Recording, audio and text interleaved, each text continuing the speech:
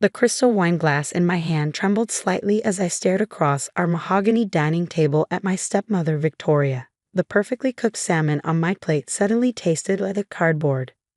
"You did what?" I asked, my voice barely above a whisper.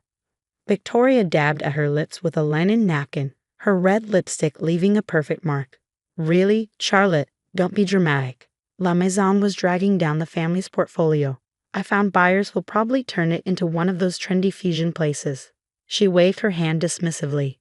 "They're paying well above market value."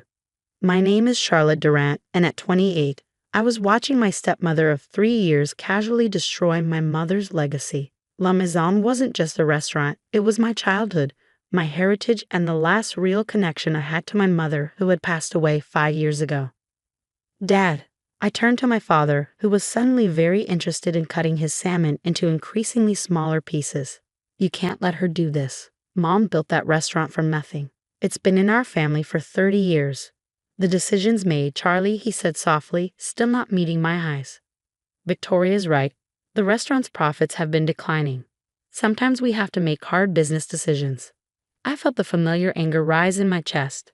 Ever since he'd married Victoria, my father had become a shadow of himself, deferring to her on everything from family holidays to business decisions. The successful restaurateur who had supported my mother's dreams was gone, replaced by a man who seemed afraid of his own wife. "Hard business decisions," I repeated, "like selling a property you don't even own."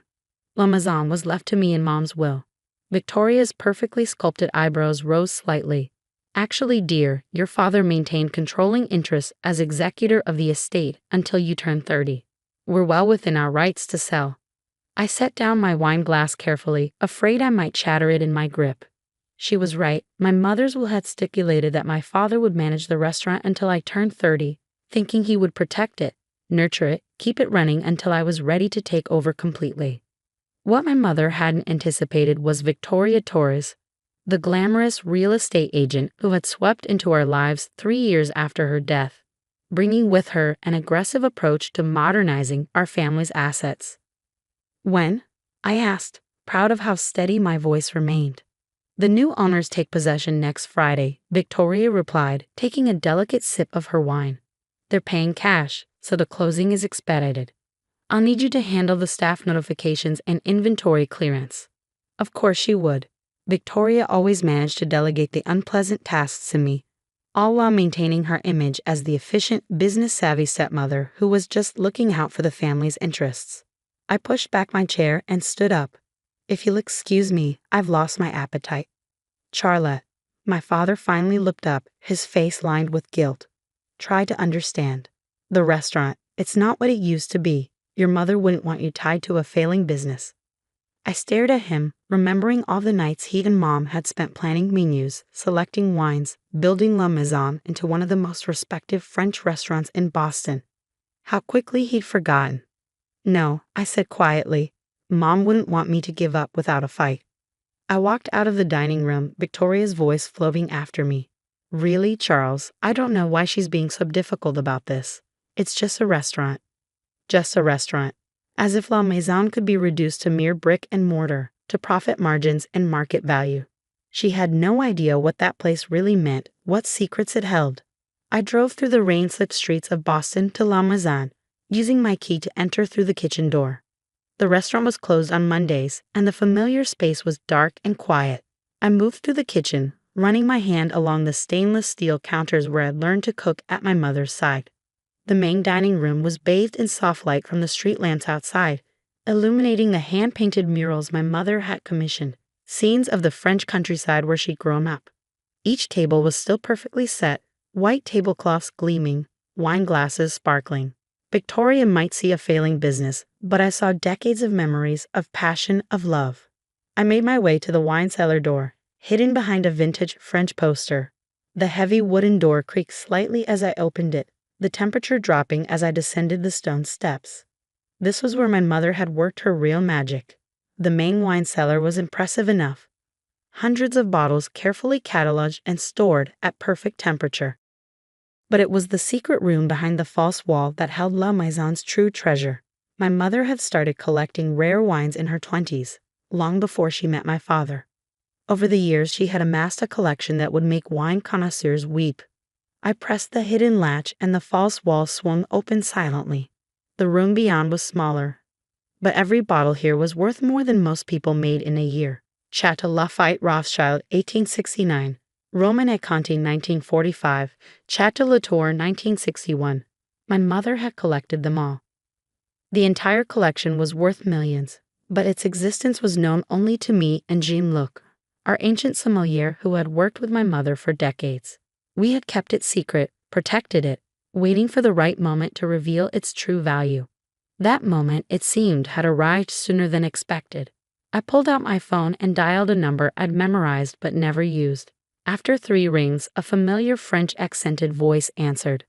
"Ah, Charlotte, I was wondering when you would call." "Marcus," I said, "I need your help. It's time to make good on that promise you made to my mother." Marcus Durand had been my mother's mentor in her early days as a wine collector. Now he was one of the most respected wine authenticators in the world. "The collection?" he asked. "Is it at risk?" "Victoria's selling the restaurant. We have less than a week." He was quiet for a moment. "I can be there tomorrow morning. Have Jean-Luc prepare the documentation." After hanging up, I sent a text to Jean-Luc. "It's happening. Meet me at the restaurant tomorrow at 8 a.m. Then I sat down on the cool stone floor, surrounded by millions of dollars worth of wine, and finally let myself cry. Not just for the restaurant, but for my mother, for the legacy she'd built, for the father who seemed to have forgotten what any of it meant. My phone buzzed. A text from my best friend and La Maison's head chef. "Sophie, just heard from the staff. That witch is really selling us out." "Not if I can help it," I replied. "Meeting tomorrow at 8 a.m. We're activating Plan B."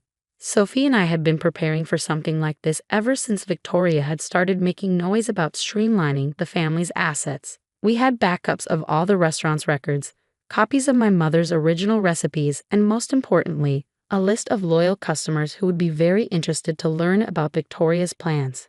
I stood up, brushing off my pants and taking one last look at the hidden wine room.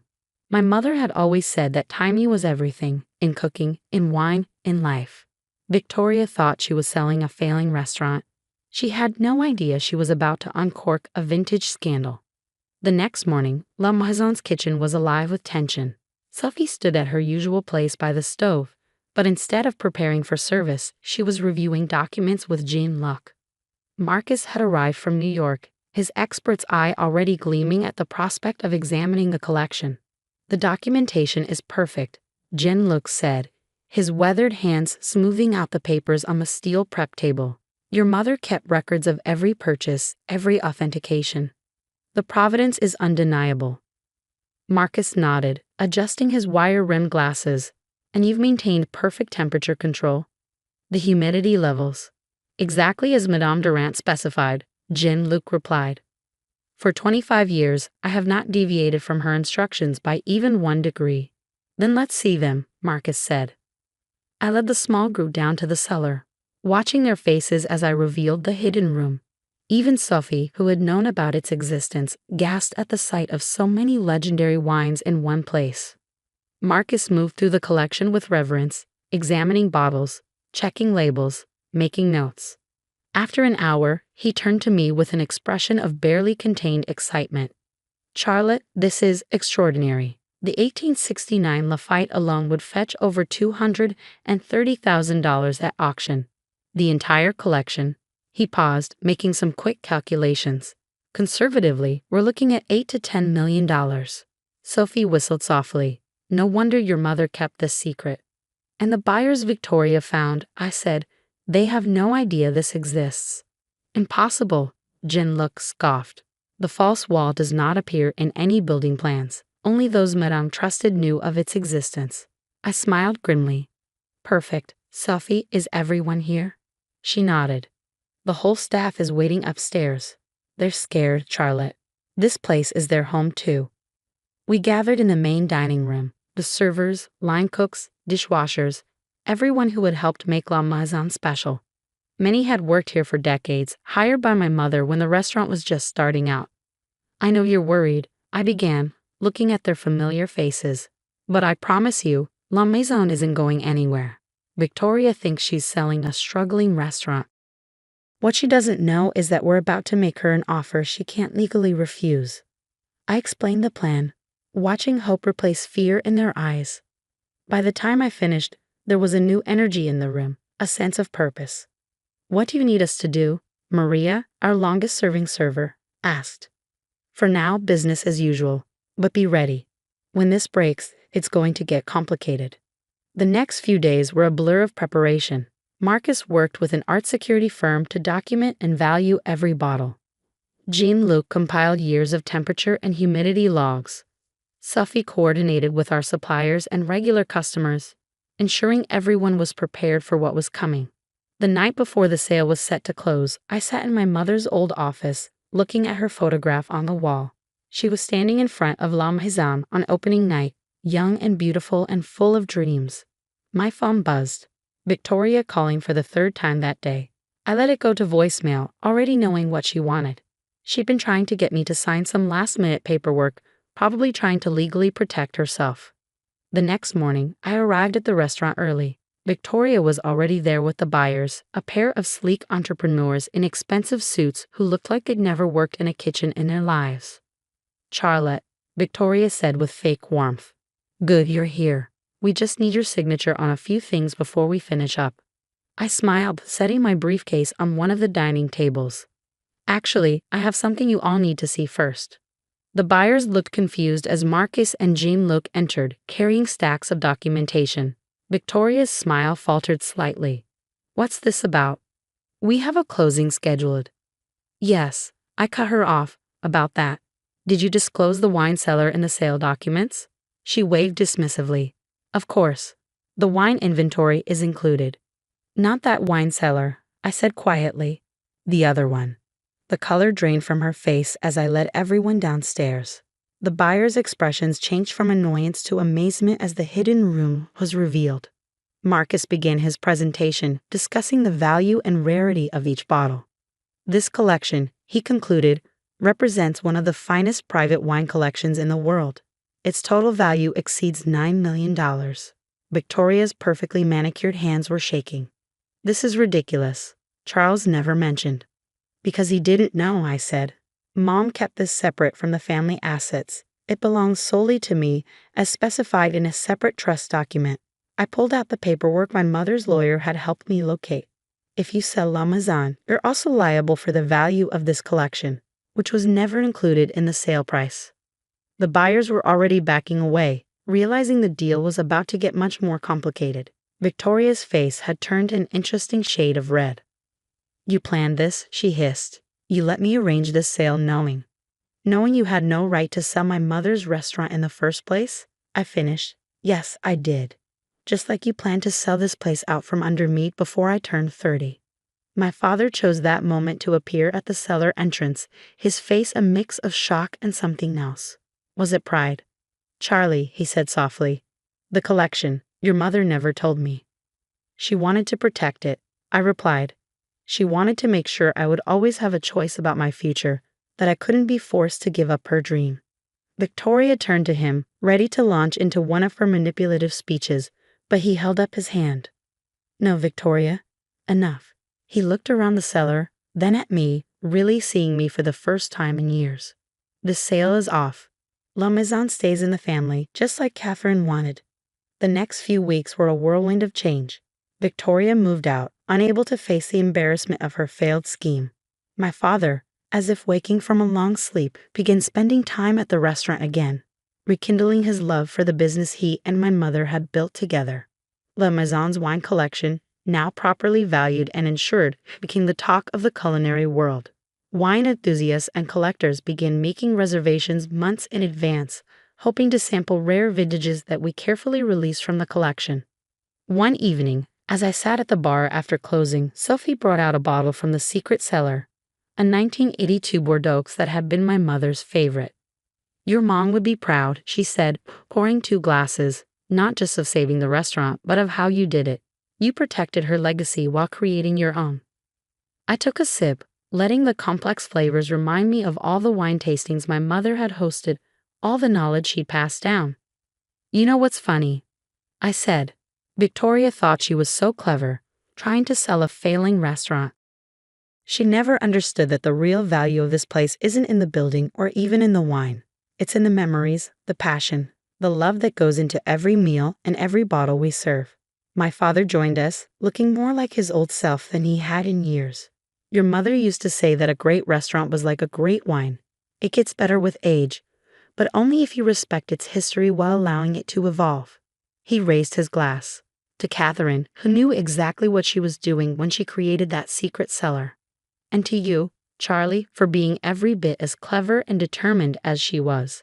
As we toasted, I looked around at the restaurant, at the staff cleaning up, at the paintings on the walls, at the warmth and character that no trendy fusion place could ever replicate.